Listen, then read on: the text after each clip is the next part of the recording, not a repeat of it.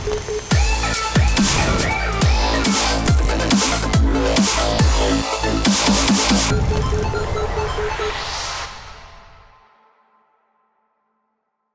ora whanau, welcome back to Voice of Aroha show. This is a special program we bring with Partnership and Police, where we do awareness, and every time I bring a special guest and we talk about different topics. So come back after this break. We will be back and introduce you our guest, and we will talk about the topics of today.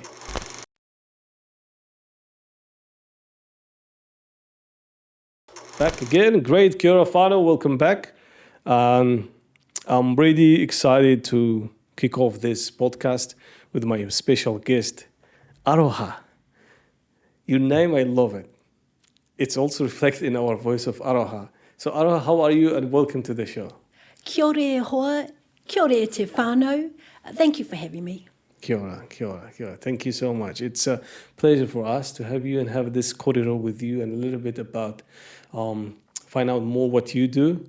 But before I ask you on that, Aroha, we always ask our guests to introduce themselves. And how we do that, we would love to give you the mic and how you would love to introduce yourself. Thank you. Kia ora, ko Aroha Morehu tōku ingoa, ko te ātiawa me ngā te raukaua ngā iwi, ko au te pouwhakataki ki ngā prihimana ki te upōko o te ika. Hello, I'm Aroha.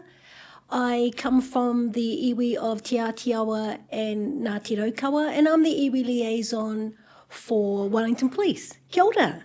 Kia ora, kia ora. Very, very welcome. It's awesome. So, Aroha, when I heard about you, that the area you are involved, first questions come to mind. It's about why the people join the police. So I want to ask you that question about what's your why or what's your passion that you choose to join the police? That's a good question. For me, I was a primary school teacher before I joined police. And I had a friend who joined police. He was also a primary school teacher. And I'd bump into him every so often over about 6 years. And each time I saw him, he would tell me how much he loved being a police officer and that I should give it a go. But at that time, teaching was my passion.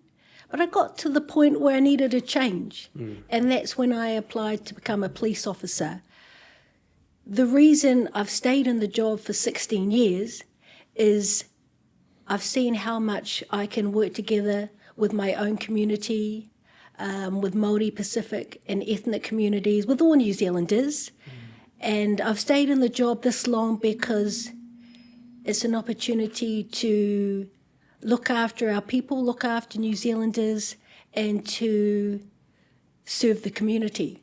And it's a real privilege to be able to do that. That was a long answer, wasn't it? No, it was not actually, but it's just a great one, which is leading me to other, which I want to find out more about your journey into that. I know you said there will be need a change, but how was that process for you and the experience? Was it easy to jump from teaching to police, or it was hard process? How was that experience?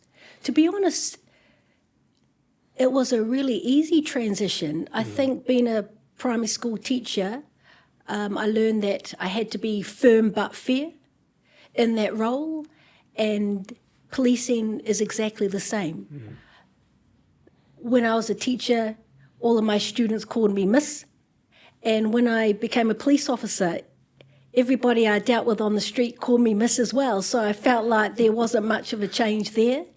When working as a teacher, I met a lot of wonderful people, and I feel I've had that same opportunity in policing.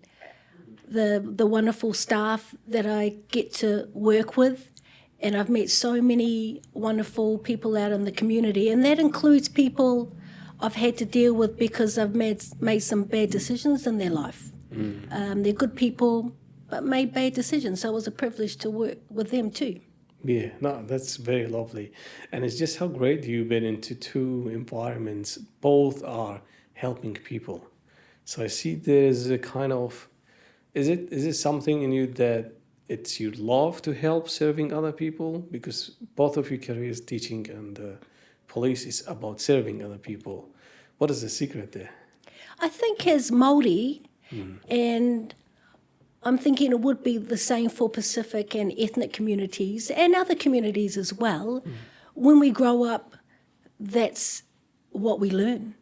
We learn to serve others, to look after people.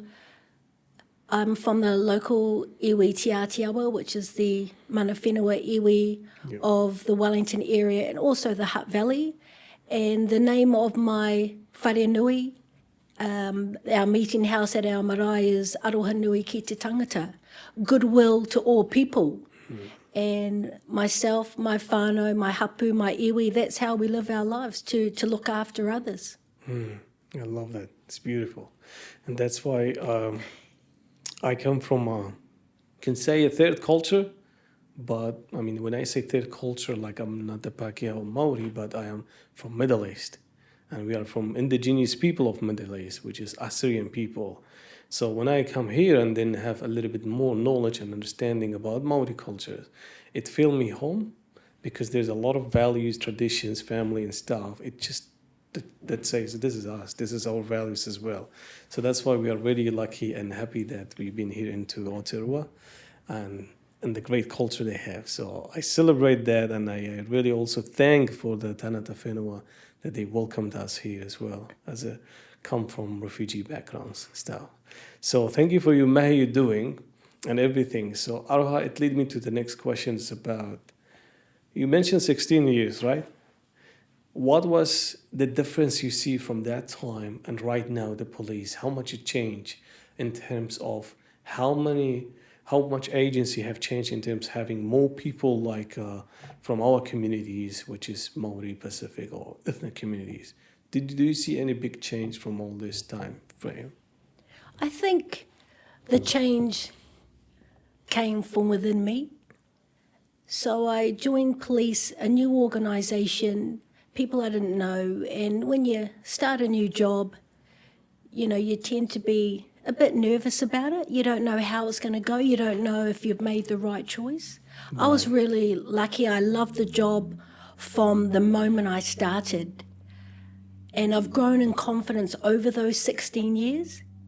So what I've noticed after hearing from a friend of mine who's been in the job a lot longer than me, she said when she started, which was about 30 years ago, she felt like she couldn't be herself as a wahine Māori, as a Māori woman, and she tried to fit into the organisation the way she thought she needed to. And I think because I've joined the organisation at a later time, I've come in where the organisation has encouraged us to bring our best selves, our own selves to work, where we don't feel we need to, you know, act a certain way or be like other colleagues. It's absolutely fine just to be ourselves, and we're celebrated for the uniqueness we bring. And I hope all Māori, Pacific and ethnic staff feel the same way I do, that they can just be themselves and we celebrate that.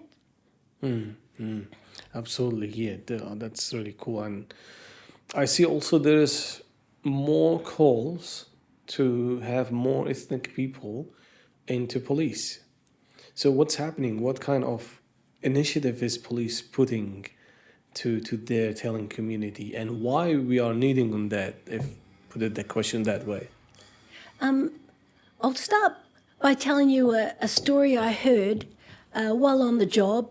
I can't remember where I was or why, but I was listening to a speaker of Fijian Indian descent, and he grew up here in New Zealand, and he said as a young boy he loved police. But because he never saw any police officers that looked like him, he didn't realise it could actually be a job that he could do one day. So I say to our Māori, Pacific and ethnic communities, police want to reflect the communities we serve. And we do that by encouraging more of our people, our Māori, Pacific and ethnic people, to join police, so young people out there can see someone that looks like them in the job and know that if it's something they really want to do, they can. And you talked earlier about where you come from and the upbringing you have and the way you treat people, when I've experienced through police events with Pacifica communities and ethnic communities as well as my own, aroha nui ki te tangata shines. Ethnic people have welcomed us with open arms. The manaakitanga they've shown us, which is, sharing and caring for others. Same with Pacifica communities. That's what we bring to the job. We know how to look after people. It's at the forefront of our minds, and we want to do the best we can for all New Zealanders and, of course, for our own communities. And I'd encourage anyone from the ethnic communities and Māori in Pacifica to give policing a go if that's something they're keen on, because we would love to have the diversity in our organisation. Great. You mentioned diversity. How important is that? It's so important. And I think coming from a minority group myself, I know what it's like to sometimes feel like you may not fit into the mainstream, but hopefully we're all confident enough in who we are and how we've been brought up to know that we are wonderful just the way we are. Yeah. And I hope that people realise that out there too. And we talked about different diversities. So one of our police values is valuing diversity. And that could mean valuing people who have had a different upbringing because of maybe their ethnic origin. It can include our rainbow community. It could include people that have grown up in different parts of the country, rural and urban. So we value everybody's diversity, and we know that everyone in the community is important. Absolutely beautiful. I love that. So in talking about the diversity and ethnic communities in general, right? So what support do you see is there? Like, I know you team. What support is there? Like, so if I say there's a people who watch and listen to this podcast, they will ask, okay, there's a team there. What is exactly the rule? How they can support me? Is it just they are representing us in the organizations, or actually they are actually bringing initiative into our communities? So what support is there from your team to the different communities there? That's a good question. So one of the portfolios for our Māori Pacific and Ethnic Services team is recruitment. So we're tasked to bring people of Māori, Pacific and ethnic descent into our organisation because we'd like to have more as part of our police whānau. So the way we do that is those of us in our team, we reach out to our communities, and we're really lucky because we belong to these communities.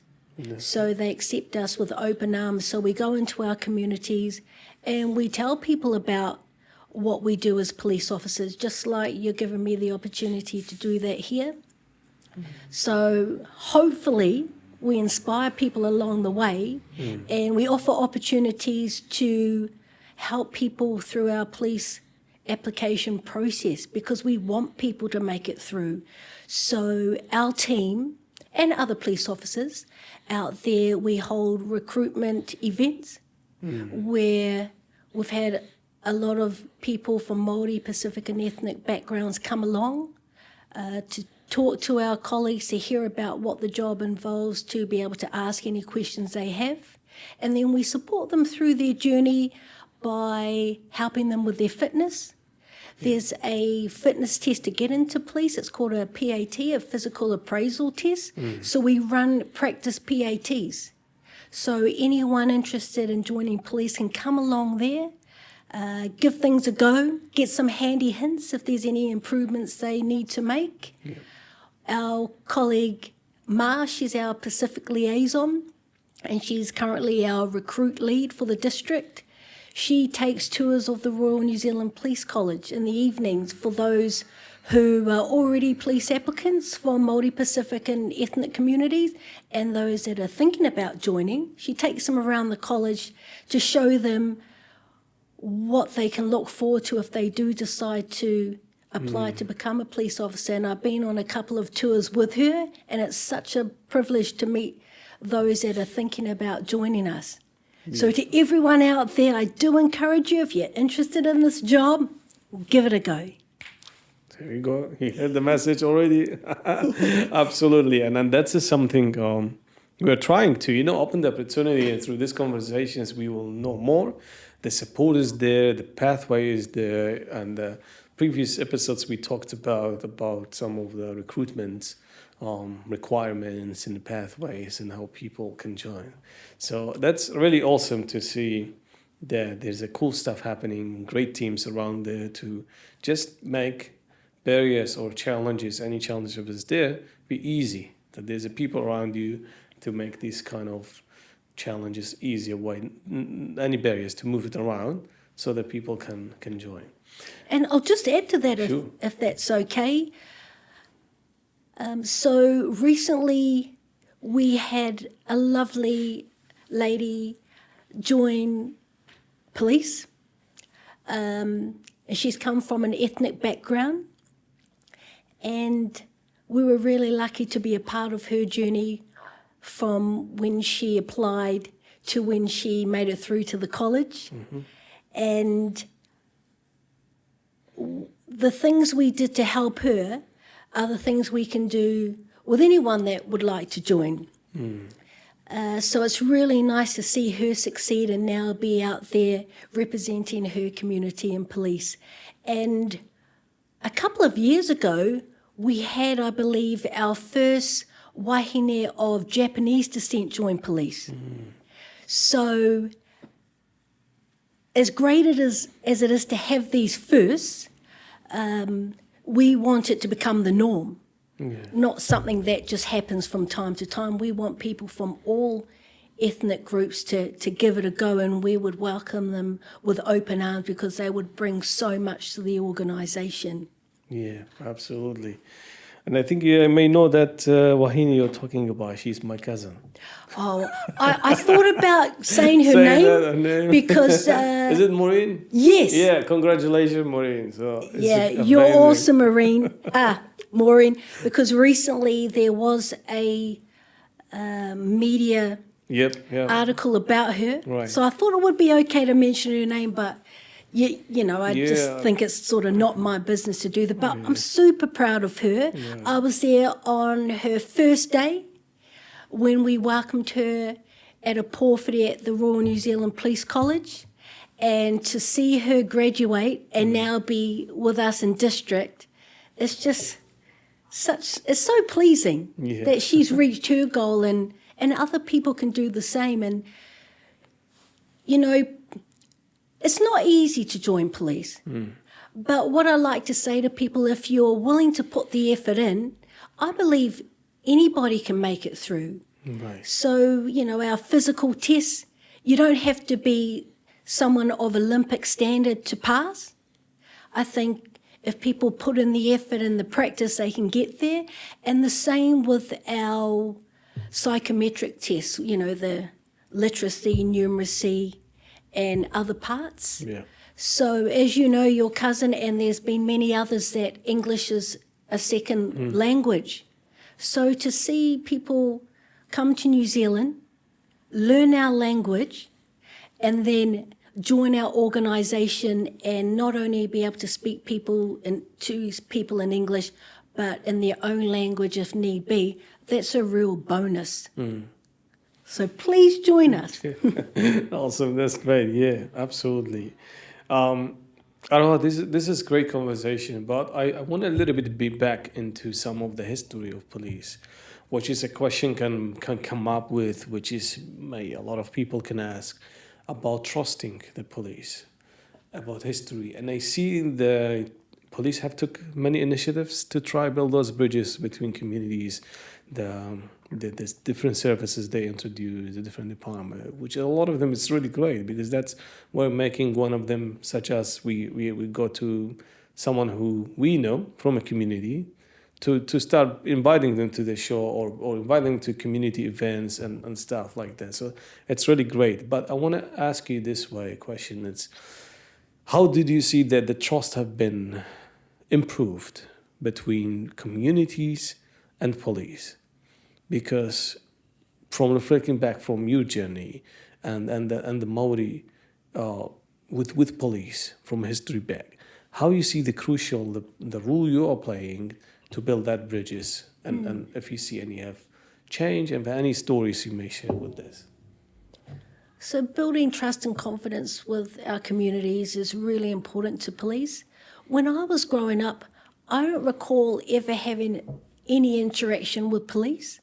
So I came into the organisation not having a positive or a negative opinion about police. I just actually didn't have one.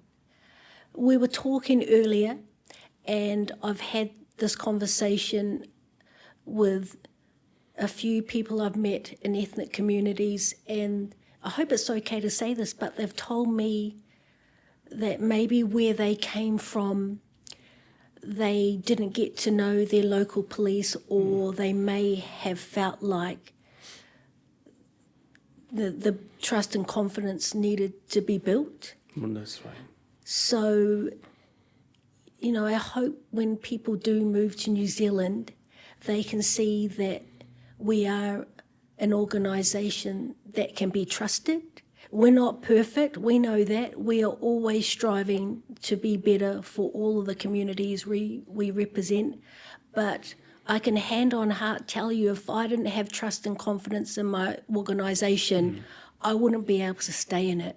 I wouldn't be able to sit here with you and say to our whānau out there, I'd love to have you join us, if I didn't believe in the organisation myself. Right. In policing, we say things like we need to make every interaction, every contact count. No matter who we're dealing with, it may be their first, it may be their 100th time they've been, dealt with by police or met with police. And it's important that we show them we can be trusted. So we encourage our colleagues, all of our staff, to be on top of our game at all times, because every interaction does count. Yeah, absolutely. And that's what the assurance for our people that as police is for people and it's from people to people is. I'm aware about the time. We are hitting good in time, but I want to check with you about any messages or any stuff you want to tell our people who are listening and watching this podcast. If you have any message, mic for you. I think I'd just say to you wonderful people out there who may be watching this podcast that whatever career you do or job you decide to go into, try to choose something that you love to do, because the way I feel about policing, it's more than just a job, it's a lifestyle, it's something I absolutely believe in. So it's easy to get up in the morning to come to work, and I hope you can find your passion in life and, find what you love to do. And if you're lucky, you'll get paid to do it. I love that. Okay, that's amazing. Thank you so much, Aroha. I appreciate your time. I appreciate your corridor and all the things you have shared with us today. It was just a cool podcast to touch base in a little bit of some of the questions, some of the mahi, and also seeing an inspiring wahine like you, who changed the job from teaching into police.